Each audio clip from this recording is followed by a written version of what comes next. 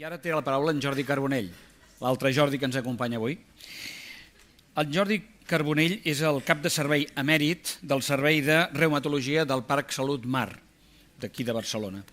Ell ens parlarà sobre el tractament multidisciplinari del dolor. D'acord? Endavant, gràcies. Bé, bon dia a tothom. Hem estat pensant, lògicament, què us diria. I he decidit baixar al món real, el que jo faig cada dia, i explicar-vos l'experiència no del que diuen els llibres, sinó de les persones a les que atenc. Espera si aconsegueixo prendre això. Bé, m'he centrat en el tema del dolor crònic a la gent gran, perquè és bàsicament el que jo veig més. Jo veig dos tipus de malalts. Com porto la unitat de síndromes de sensibilització central, veig molta fibromiàlgia i aquests síndromes, i després veig molta gent gran amb dolor. El veritable mal de l'envelliment no és el debilitament del cos, sinó la indiferència de l'ànima. Arriba un moment que anem passant progressivament cada cop de més coses, de més coses, de més coses, de més coses, fins a un punt que no saps si és el deteriorament cognitiu de l'envelliment o simplement és el fet d'haver viscut tantíssimes coses al llarg de tantíssims anys. Però aquesta indiferència que dona aquesta apatia, aquesta falta de desig, aquesta falta de projecte, és una de les coses que més pesa en la gent gran. Bé, al parlar que jo faria el que veig, he decidit centrar-me en dues persones de les que jo tinc cura, que són els meus sogres, que no he pogut evitar tindran de fer-me encàrrec. Us presento l'àvia Fina, que és una catalaneta originària de Sòria, filla de ferroviari, nascuda al barri de la Sagrada Família de Barcelona, en època on hi havia molta gana i que hi ha bombes, i ara té 88 anys fets de fa 10 dies.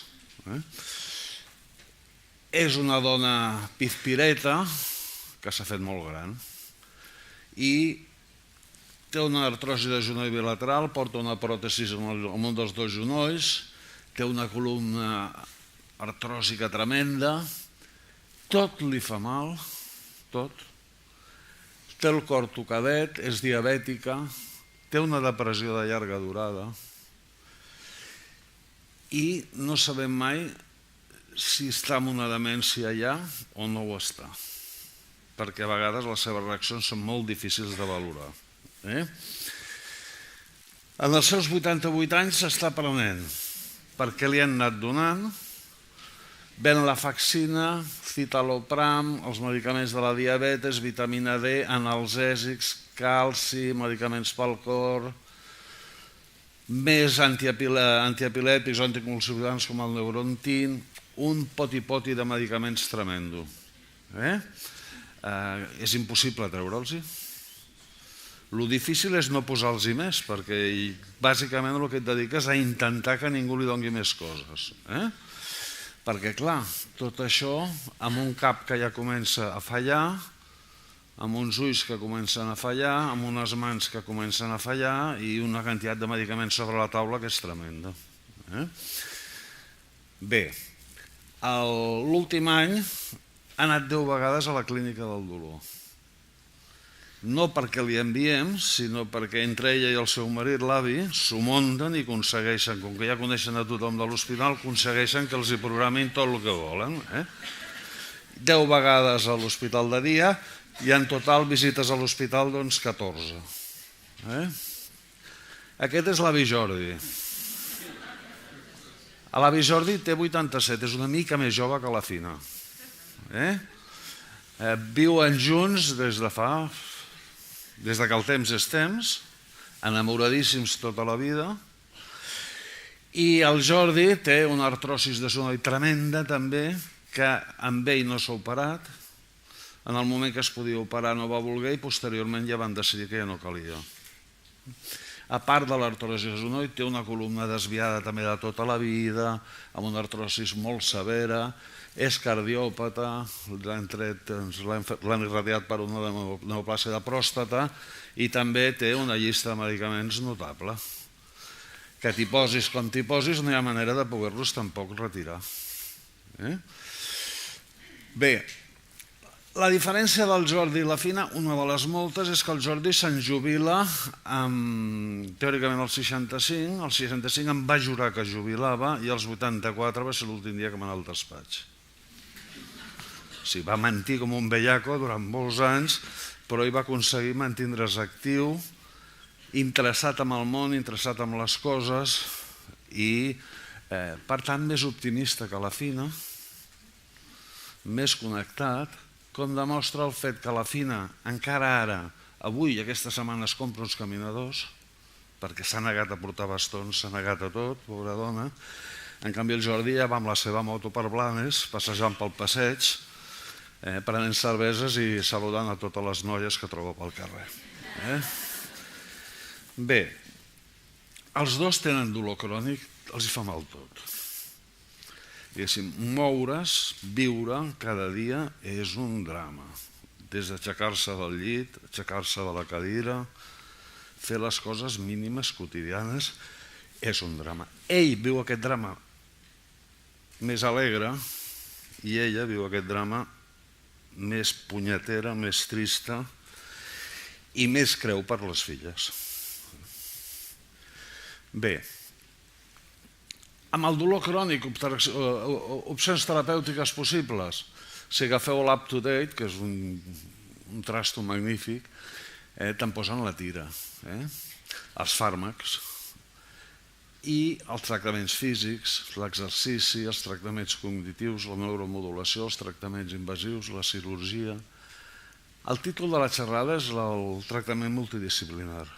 El tractament multidisciplinar, si ens hem de ser clars entre nosaltres, és una paraula molt bonica que no existeix pràcticament enlloc. Per tant, vaig decidir no fer filosofia, sinó explicar-vos el que jo veig. Aconseguir el tractament multidisciplinar és impensable dins l'hospital perquè coordinar les coses és molt difícil.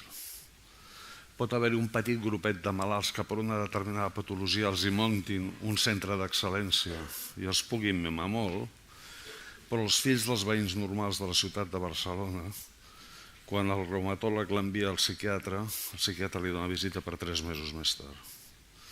I quan aquest li envia a rehabilitació, el rehabilitador 6 mesos més tard. Amb la qual cosa està molt bé parlar del tractament multidisciplinar, però la realitat és que no existeix. O no existeix massa. Bé, del llistat d'aquestes coses hi ha les que fa tothom, que són els medicaments, que tenen un interès, són necessaris però tenen un interès relatiu. Són molt importants els tractaments físics, és molt important l'exercici, és molt important tot allò que té tendència a portar pau mental al pacient i que es pot arribar a través de molts mecanismes i de molts camins. I podem fer servir moltes més coses. El problema que tenim és que els metges de la meva formació normalment es queden a la primera ratlleta i totes les altres se'ls dona poca importància, quan a vegades és importantíssim. Un bastó, tots ho sabeu, millora la qualitat de vida del que té dolor de cadera, fantàstic. No li cura la cadera, però li millora la qualitat de vida. Una ajuda ortèsica facilita moltíssim les coses. L'exercici dona un benestar tremendo. Quin? El que pot fer el pacient. Medicaments, la tira. Tota una altra llista de medicaments. Si us heu fixat, la Fina està amb el tramadol, amb el paracetamol, amb la gabapentina i fota-li. La veritat és que quan veus el malalt després d'aquestes receptes i li preguntes per escala analògica quin dolor tenen, tots tenen dolor molt alt, malgrat tota la quantitat de medicaments que se'ls dona. Els hi retires 2 o 3 i continuen igual d'alts, els hi poses un altre i continuen igual d'alts. Per tant, al tanto com avalues el dolor del pacient. A part de tots aquests medicaments, ara tenim de dirimir amb altres coses que ens estan passant. Sorprenentment, hi ha gent que utilitza l'analoxona ja, com analgèsica, i els hi funciona alguns. La quantitat de iaies que et pregunten si poden prendre marihuana, altíssima. Els nets són els camells de les iaies, no els fills. Però iaies que prenen marihuana, Déu-n'hi-do. Bé, tot això implica que el tema del dolor no està resolt, que la gent segueix buscant maneres de trobar el confort que no els hi aconseguim donar. I pràcticament impossible que els hi donem el confort si només pensem en medicaments. A més dels medicaments, hi ha quantitat de coses que es fan invasives, que algunes vegades són útils, a vegades no. Bàsicament totes aquestes indicacions o tenen un diagnòstic molt precís o és com una mena de presa de pèl. Vaig a la clínica del dolor, hoy me hacen una rizolisis, la semana que viene me hacen una infiltración caudal, la otra semana me hacen una epidural y después me ponen un suero. Y sigo igual. Bé. A mi, el que més, jo soc molt senzillet i normalet. A mi m'agraden molt les coses que realment funcionen. Què funciona millor que una esterilla elèctrica quan tens mal d'esquena? Algú de vosaltres n'he tingut? Doncs que provin les esterilles. O que es posin els seients dels cotxes calefactats. Veuran la quantitat de confort que tenen, molt millor que molts medicaments. Les feixetes, ben utilitzades, fantàstic. Les ajudes ortèsiques donen una qualitat de vida tremenda. Poder-te agafar quan et dutxes, poder caminar amb facilitat i estable, tindre un lavabo, un suplement al lavabo perquè no t'hagis de baixar tant. Més que posar-li un altre opioide més, anem a les coses raonables que no tenen efectes secundaris i realment ajuden a les persones. Una cosa són les que ajuden als laboratoris multinacionals, una altra és les que ajuden a les persones. Com tècniques, com comentava abans el company, tècniques d'estimulacions diferents que intenten donar solucions als problemes del dolor, sigui un TENS, sigui l'estimulació magnètica cortical, l'elèctrica. Tot això són tècniques que s'estan desenvolupant i que tindran en els pròxims anys el seu paper i que a més seran més fàcilment aplicables. Quins són els enemics de la bellesa en pau? Òbviament la malaltia, a vegades tremenda la família, el que pot arribar a desequilibrar un vell la família. La pobresa, per suposat, l'aïllament social, les barreres arquitectòniques, la manca de suport familiar i veïnal, el desinterès social per la gent gran. Després el miratge de la immortalitat, que és pràcticament que arribarem als 150. I arribarà un dels 3% dels que tenen pasta en el planeta, el 97% restant no. Qui podrà pagar totes aquestes virgueries de la immortalitat? 3. El Bill Gates i 3 més. D'aquí 500 anys, qui sap, però amb el temps que jo podré conèixer no ho podrà pagar ningú. Sempre operen amb les grans trastorns cognitius, que modulen el dolor. A vegades et fan més insensible, a vegades et fan molt més irritable, fan molt difícil que et puguis comunicar amb el teu entorn o amb els teus professionals que t'atenen. I després hi ha un perill tremendo que som nosaltres, els sanitaris. Podem ajudar, però són molt perillosos, molt perillosos. I després el miratge del progrés. Què és el progrés? El progrés no és bo, és simplement inevitable. Anem cap endavant. Ara, que això sigui bo, tampoc està tan clar. Què és el que jo veig de dolors en els vells? Òbviament les artrosi, especialment de genolls i de columna. Veig les fractures vertebrals que compliquen els dolors de la gent gran. Les deformitats i les callositats dels peus que no els deixen caminar. l'artrosi de la base de la pinça de la mà que no els deixa agafar la cafetera, o no poden aixecar el plat, les fractures del sacre i de l'anell de la pelvis, que no les diagnostica quasi ningú, el canal carpià, vulgar i corrent, que a vegades deixa unes mans insensibles i molt difícils, les radiculopaties lumbars, les patologies de Parstova, sobretot de l'anell de la pelvis, els piramidals, les bursitis dels trocànters, que fan impossible la son a vegades, moltes malalties sobreafegides que ens fan por, com són els càncers. I una altra cosa que poso en vermell, perquè jo crec que és molt invalidant, són les lesions del manegot dels rotadors a la gent gran, perquè donen una gran invalidesa, no es poden posar les coses, no poden aixecar les coses, i a més tenen molt mala solució. I després ja em fa mal tot. Quan jo interrogo aquests homes o dones, intento veure quin és el problema principal realment de dolor i a veure si puc aclarir-me què és el que li passa. A vegades és absolutament impossible perquè és tot el que fa mal. No és que em faci més mal l'esquena, és que és tot el que em fa mal. Factors que influencien el dolor. Per suposat el clima, per suposat l'estrès, per suposat el sobreús, l'estar sol i ser molt pobret, el tindre una casa que no funciona, els trastorns cognitius, sobretot moltíssim l'estat d'ànim. L'estat d'ànim. Quan la Fina està barallada amb alguna de les filles, el dolor és ja terrorífic. Si la relació entre elles baixa una miqueta i es tranquil·litza, està millor i li fan menys mal les coses.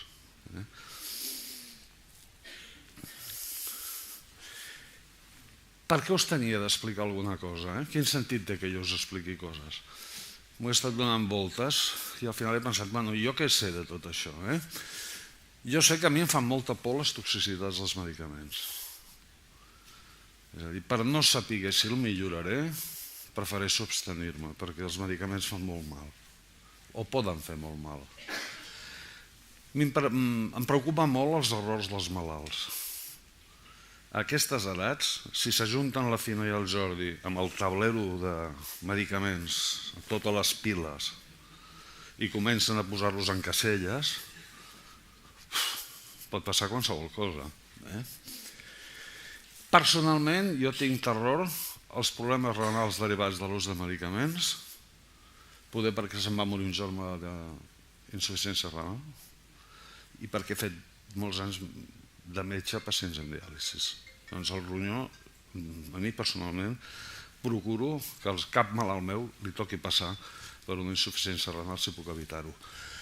Em preocupa la hipertensió, em preocupa l'anèmia, em preocupa tot en general, però vigilo molt això.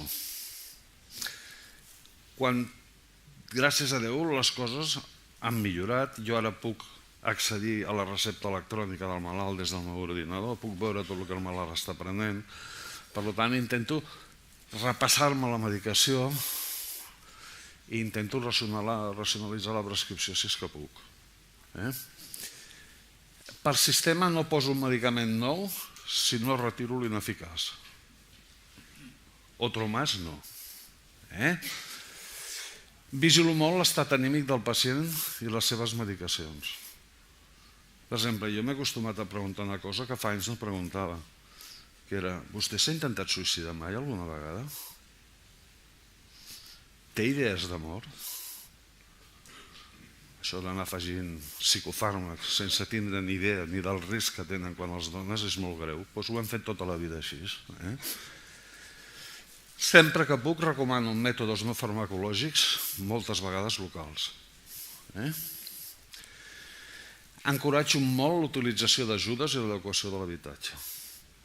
Els caminadors, els bastons, les fèrules, els aixecadors de vàters, les motos elèctriques aquestes fantàstiques que permeten que puguis seguir passejant pel carrer i socialitzant amb els veïns del barri, en lloc d'estar segrestat dintre del teu pis. L'exercici físic sempre es pot fer per fotudet que estiguis. Ni que sigui uns pedalets enganxats al sillonet perquè puguis moure les cames. I això a vegades és molt més útil, repeteixo, que els medicaments. Faig servir molt els fisios, els fisioterapeutes. Molt, molt, molt, molt. Cada cop més. Dona molt confort, dona qualitat de vida, socialitza el malalt, o sigui, té moltíssims avantatges. Si cal, utilitza opioides i pegats de fentanil, i sobretot si hi ha un dolor especialment intens, intento saber per què l'ha tingut, perquè moltes vegades hi ha incidents que canvien la vida de les persones i són coses noves que apareixen. Molt important, cert compromís de la família, ja que res és possible si no hi ha família. Per tant, diguéssim, la medicina multidisciplinària amb el tractament del dolor crònic del vell passa per la família. Repeteixo, si no hi ha família és un desert on la gent s'acaba morint de pena i de dolor. La família és l'eix del somni de la multidisciplinaritat, perquè algú ha de portar la gent a l'hospital, algú l'ha de fer totes les consultes que calen i aquesta no hi ha més que la família. El Sistema Nacional de Salut no està prou engranat per donar l'acompanyament que el dolor crònic benigne necessita. Encara hi ha moltes coses a millorar perquè això realment sigui veritat. Envejecer es como escalar una gran montaña. Mientras se sube, las fuerzas disminuyen, pero la mirada es más libre, la vista más amplia y serena. Si no hi ha trastorns cognitius. De fet, jo pràcticament ja estic. Doncs gràcies a tots per haver-me escoltat.